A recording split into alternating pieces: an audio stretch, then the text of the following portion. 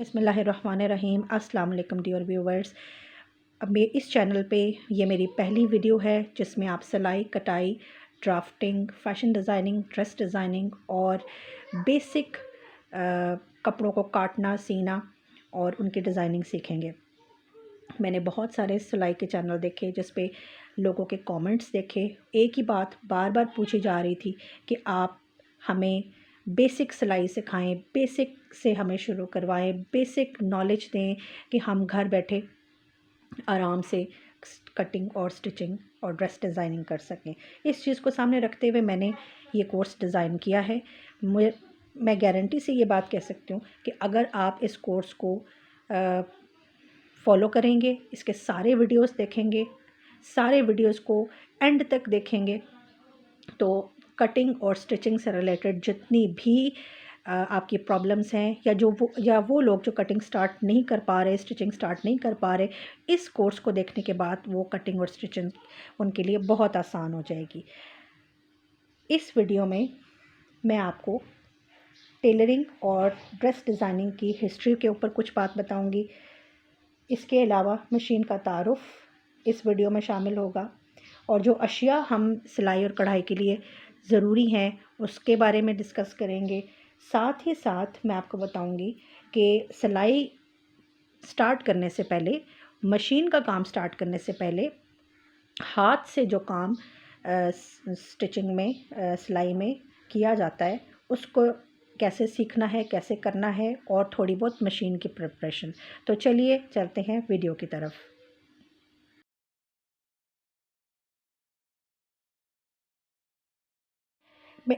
Video के section में मैं आपको टेलरिंग की डेफिनेशन और टेलरिंग की तारीख़ के बारे में बताऊंगी। कपड़े को हस्ब ज़रूरत साइज़ में काट कर ख़ास तरतीब से बज़रिया धागा सिलाई मशीन सिलाई करके ज़ेब तन करने के फ़न को टेलरिंग कहते हैं। उम्र और जिन्स और मामूलात ज़िंदगी के हिसाब से लिबास में फ़र्क आता है। लिबास हमेशा मौसम के एतबार से पहना जाता है। लिबास इंसान की अव्वलीन ज़रूरत है। इस ज़रूरत को बाअहसन पूरा करने के लिए हुनर सीखना, सिलाई का फ़न आना बहुत ज़रूरी है। बाकायदा हुनर को सीख कर बतौर पेशा अख्तियार करने वाले को दर्जी, खयात या बिलअमूम टेलर मास्टर कहते हैं। कपड़े सीना एक पैगंबरी पेशा है। मशहूर पैगंबर हज़रत इदरीस अलैहिस्सलाम के अलावा कई बुज़ुर्गान दीन औलिया कराम इस पेशे को अख्तियार करके अपना ज़रिया माश चलाते थे। हर बड़ी छोटी आबादी, चाहे वो शहर हो या गांव, वहाँ एक अच्छे टेलर मास्टर की गुंजाइश हमेशा मौजूद रहती है।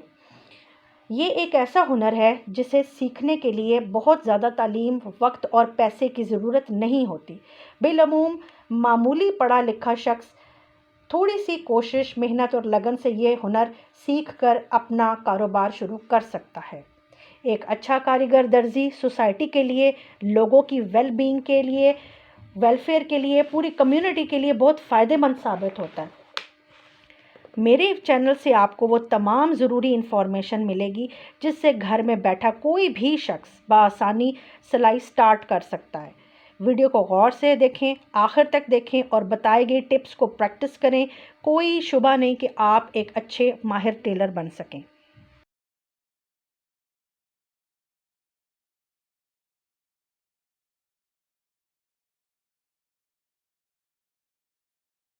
डियर व्यूवर्स, ये सिलाई मशीन है। ये लोकल सिलाई मशीन है, हाथ से चलने वाली सिलाई मशीन है। और अगर आप बिगिनर हैं, आपको सिलाई बिल्कुल नहीं आती, तो मैं ये रिकमेंड करूँगी कि आप इसी सिलाई मशीन को इस्तेमाल करते हुए अपनी सोइंग स्टार्ट करें। मैं अभी आपको इस मशीन के तमाम बेसिक पुर्जाजात के बारे में बताऊँगी।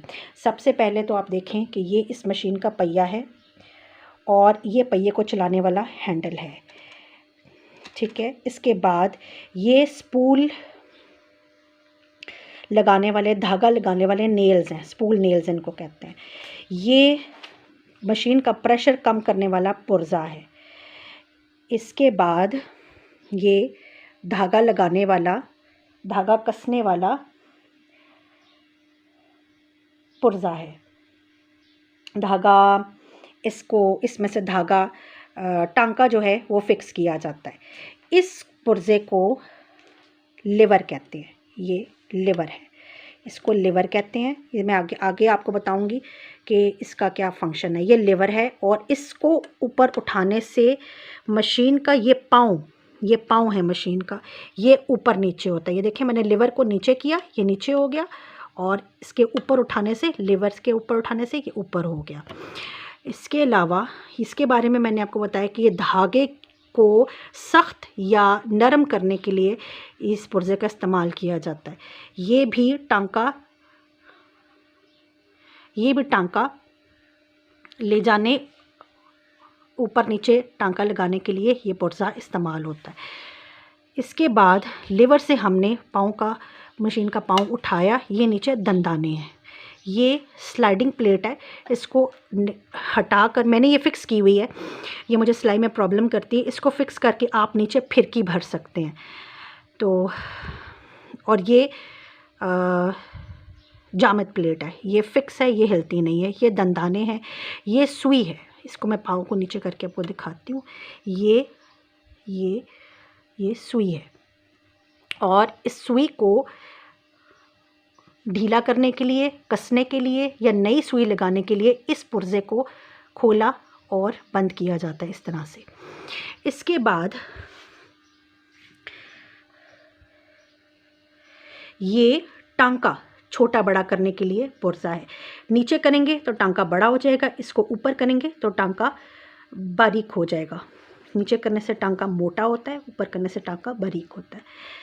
और ये फिरकी भरने वाला पुर्जा है। इसको आप इस लीवर से ऊपर करेंगे और यहाँ पर आप फिरकी फिक्स करेंगे, इसको नीचे करेंगे, इसको यहाँ से नीचे करेंगे और पहिए को चलाने से आप फिरकी भरेंगे। ये बेसिक मशीन की ऊपर के हिस्से हैं जो ज़ाहिरी हमें नज़र आते हैं।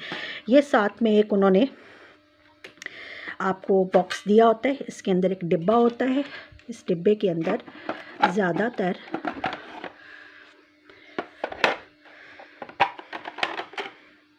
ये देखें ऑयल की बोतल होती है इस तरह से, और इस तरह से इसके औजार कसने के लिए, पेच कसने के लिए दो पुर्जे होते हैं। यहाँ पर मैं आपको एक बात बताऊं कि ऑयल मशीन को देना बहुत ज़रूरी होता है।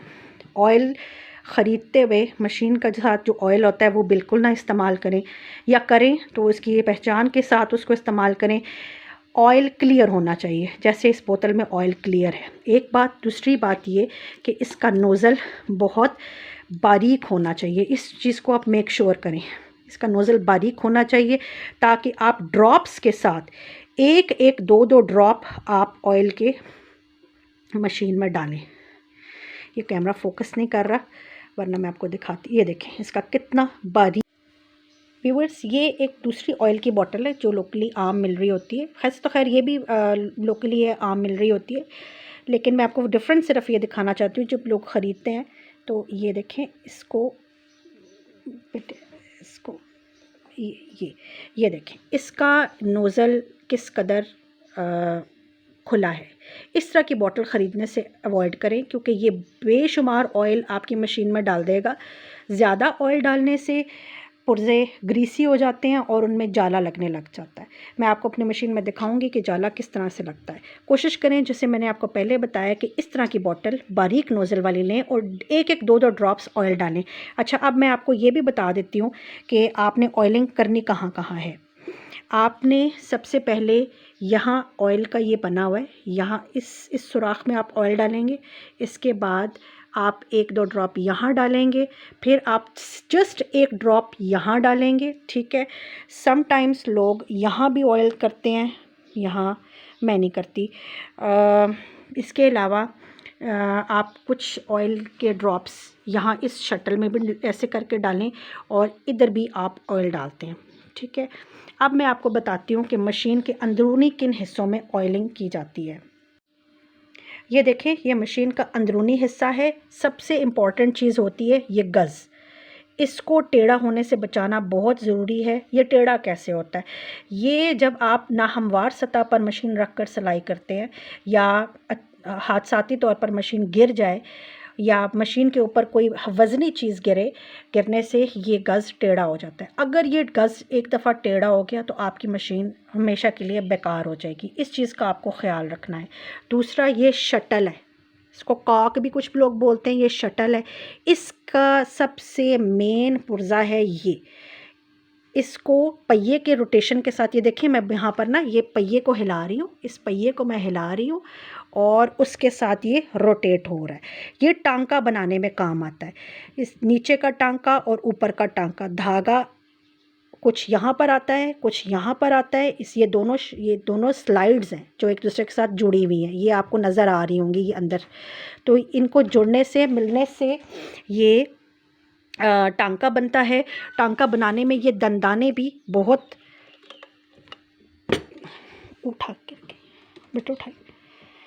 ये दंदाने भी बहुत काम आते हैं। ये दंदाने, ये मैं आपको बेसिक इन्फॉर्मेशन इसलिए दे रही हूँ कि बहुत सब लोगों ने वीडियोस बनाए हुए लेकिन कोई इस चीज़ को एक्सप्लेन नहीं करता, तो ये अगर पता होंगी तो बेहतर होगा।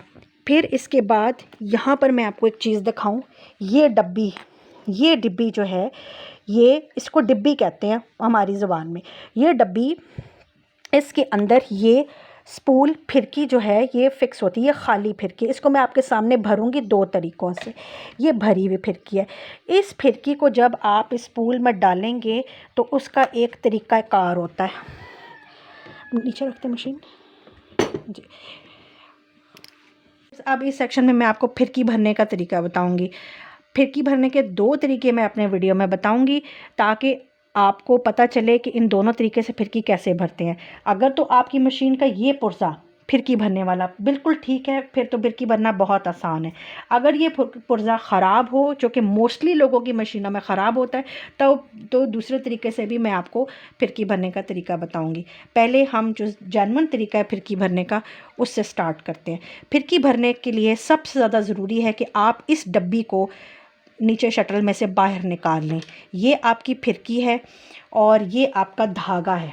धागे को आप पहले ऐसे पकड़ेंगे, इसका एक सिरा इसके एक पाँव के साथ यूँ रखेंगे और इसको ऐसे आप टाइटली इसको इसके साथ बनाएंगे। अब इसकी पोजीशन चेंज करेंगे और दोबारा इस धागे के सिरे को बीच में लेते हुए आप ऐसे इसको रोल कर देंगे। हाथ से थोड़ा सा भरने के बाद दोबारा इसकी पोजीशन चेंज करेंगे।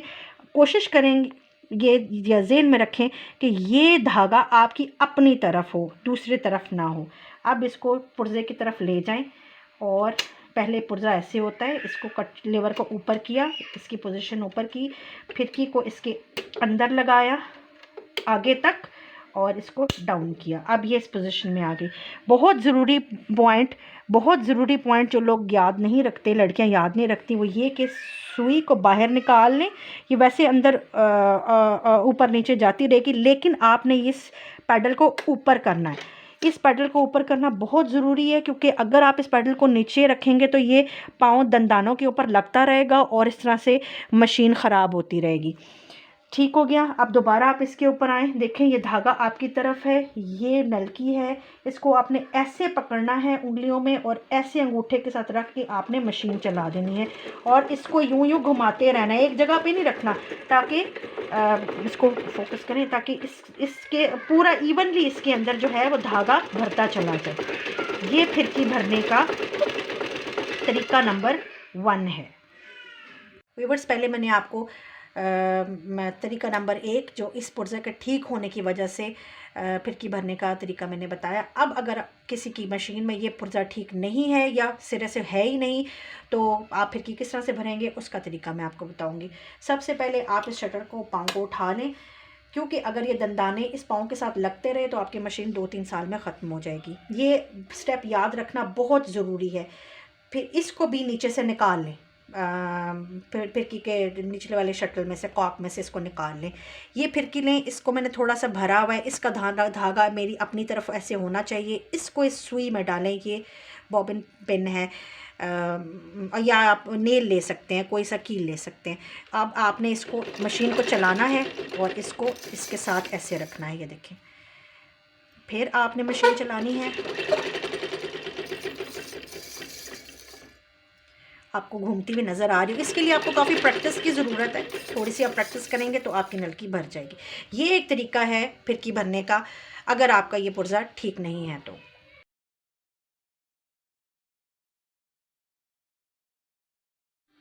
ये देखिए व्यूअर्स, ये मैंने फिरकी अभी आपके सामने भरी है, ठीक है। ये फिरकी है और ये इसमें ब्लैक कलर का धागा है और ये डब्बी है। डब्बी को ज़रा गौर से देखें। जो लोग बिगिनर्स हैं उनके लिए ये बात जानना बहुत ज़रूरी है। ये डब्बी का स्पूल है और ये फिरकी के अंदर खाली है। ये इसके अंदर जाके ऐसे फिक्स होता है। एक इसका ये हिस्सा है, ठीक है। एक इसका ये छोटा सा हिस्सा आपको नज़र आ रहा है जिसमें ये मेरा नाखून चला गया, ये है। फिर ये देखें, ये इसका पेच है। इसको पेच को टाइट या लूज़ किया जाता है फिरकी को टाइट या लूज़ करने के लिए। और एक इसका ये हिस्सा है, ये पेडल, ये भी अपना फंक्शन रखता है। और ये जो चीज़ है ये भी एक लीवर है जो कि उस शटल के अंदर जाके फिक्स होता है। मैं आपको ये बाद में बताऊंगी। पहले तो ये जानना ज़रूरी है कि फिरकी भरने के बाद फिरकी को इस डब्बी में डालना किस तरह से डाला जाता है, ये देखना ज़रूरी है। गलत डालेंगे तो टांका बार बार टूटेगा, सिलाई डिसकंटिन्यू होगी। पहले से मेक श्योर करें कि आप इसको ठीक डालें। ये देखें गाइस, ये देखें, ये धागा है ये, और ये अपनी तरफ है धागा, इसका रुख मेरी तरफ है जैसे मैंने आपको पहले बताया। इसको अब आप फिरकी में डालेंगे, डिब्बी में आप ऐसे करके डालेंगे। इस धागे को आप लेकर आएंगे, ये जो एक आपको दिखाया था इसके अंदर से धागे को आप यूँ गुजार के इसको यूँ फ्रंट पे लेकर आएंगे इधर, ये देखिए। और आपका धागा इस लंबे सुराख में से निकलना चाहिए। ऐसे ही खींच रहे हैं, ये देखिए, ये इधर आ रहा है। और ये ठीक डली है कि नहीं, उसकी निशानी है कि दंदाने घूम के आपकी तरफ आए हैं। देखिए दंदाने घूम के मेरी तरफ आ रहे हैं, यूँ क्लॉकवाइज यूँ घूम के मेरी तरफ आ रहे हैं। ये सही फिरकी डलने की निशानी है। व्यूअर्स, पहले मैंने आपको बताया कि फिरकी कैसे भरनी है, फिरकी को डब्बी में कैसे डालना है। अब मैं आपको बताऊंगी कि इस डब्बी को नीचे शटल में, कॉक में आपने किस तरह लगाना है। पहले आप, अगर तो आपकी मशीन की ये प्लेट ठीक है तो आप इसको स्लाइड कर लें, लेकिन आप बिगिनर हैं तो आप इसको सही तरीके से डालना सीखें। इस तरह से पहले आप मशीन उठा लेंगे, फिर उसके बाद ये जो सुराख है इसको इस लीवर के अंदर ले जाके आप फिक्स करेंगे इस तरह से। और ये जो लीवर मैंने आपको बताया था इसको इस सुराख में डालेंगे इस तरह करके। आप जब दोबारा अगर आपने इस डिब्बी को बाहर निकालना है तो आप इसको खींचेंगे यूँ और ये आपकी आराम से बाहर निकल आएगी। दोबारा इसको फिक्स करें इसके अंदर। और जब आपने सफाई करनी है तो महीने में 2 दफ़ा आपने इन जगहों पर भी जाला हो जाता है। इन जगहों पर ये देखें, ये जाला लगता है यहाँ ये आपने इस तरह से इसका जाला और ग्रीस निकालनी है, वरना वो आपके कपड़ों को ख़राब करता रहेगा और मशीन के पुर्जे भी ख़राब होते रहेंगे। देखिए हल्का सा जाला आ रहा है। तो इस तरह ये चीज़ें आपने अपने जहन में रखनी है। अब मैं आपको बताऊंगी, फिरकी और डिब्बी शटल के अंदर नीचे फिक्स होगी। अब आपको मैं बताऊंगी कि यहाँ पर नलकी लगाने के बाद, इन पुर्जों से धागा निकालने के बाद आपने नीचे से कैसे धागा निकाल के मशीन को कपड़े पर सिलाई करने के लिए बिल्कुल रेडी करना है। अब व्यूअर्स, मैं आपको बताऊंगी कि धागा इधर ऊपर स्पूल में कैसे डालना है ताकि वो नीचे से धागा जो हमने फिरकी और शटल में डाला था उसको निकाल के लाए और सिलाई के लिए मशीन रेडी हो। इसको आप, ये धागा है, इसको ये एक सिरा इसका खोल के इसको आप यहाँ लगाएंगे इसके ऊपर। यहाँ से आप धागा मूव करके इस हिस्से में डालेंगे, यहाँ पर डालेंगे आप। और यहाँ से इसको घुमा के इस लीवर के अंदर यहाँ से यूँ लेकर आएंगे, यूँ लेकर आएंगे, यूँ इससे। और फिर आप इस धागे को ऐसे करके इसको इसमें, इस सुराख में इधर से आप धागे को डालेंगे, यहाँ से यूँ, यहाँ से निकालेंगे। इसके बाद आप इसको इसमें डालते हैं, लेकिन वैसे ये मेरा इतना काम नहीं कर रहा है। चलें, इसको धागे को आप नीचे यहाँ ऊपर पहिए को रोटेट करके आप ऊपर लेके जाएंगे और यहाँ से आप धागा डालेंगे। ये आपने धागा डाल लिया।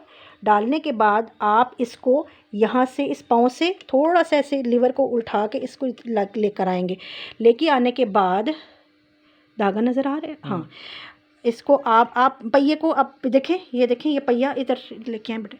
इस पहिए को आप घुमाएंगे ऐसे और सुई नीचे जाएगी, देखें सुई पे लेकर आए और ये इसको अब लीवर को उठा दें। ये सुई, ये देखें एक ही दफ़ा नीचे गई है सुई और ये धागा लेकर आ गई है। ये नीचे का वो धागा है जो आपने फिरकी में डाला था। ये देखें अभी आपको 2 धागे नज़र आ रहे होंगे, ठीक है। इन दोनों को पकड़ के आप ऐसे कर दें इस तरफ, और ये आप देखें अब आपकी मशीन बिल्कुल रेडी है सिलाई करने के लिए।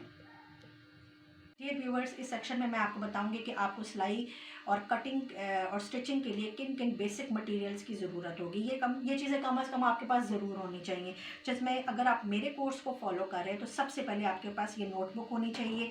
ये इस तरह की नोटबुक है कि इसका एक सफ़ा खाली और एक सफ़ा भरा हुआ है। इस नोटबुक को आप मेरे साथ मेरे कोर्स में मेंटेन करेंगे साथ साथ। इसके अलावा आपके पास ये लोहे का स्केल लाजमी होना चाहिए, टेप भी होनी चाहिए, क्लिप भी होना चाहिए, पेंसिल्स भी होनी चाहिए, कच्ची पेंसिलें, ये बॉल पॉइंट होना चाहिए, रेज़र शार्पनर भी होना चाहिए।